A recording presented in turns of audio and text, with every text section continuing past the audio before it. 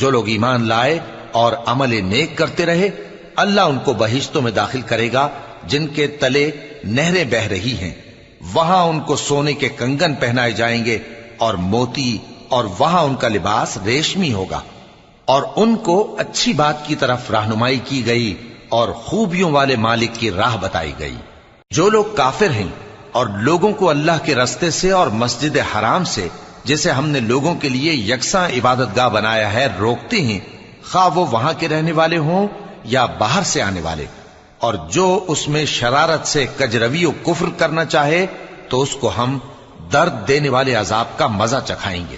اور ایک وقت تھا جب ہم نے ابراہیم کو خانہ کعبہ کا مقام بتا دیا اور ارشاد فرمایا کہ میرے ساتھ کسی چیز کو شریک نہ کیجو، اور طواف کرنے والوں اور قیام کرنے والوں اور رکوع کرنے والوں اور سجدہ کرنے والوں کے لیے میرے گھر کو صاف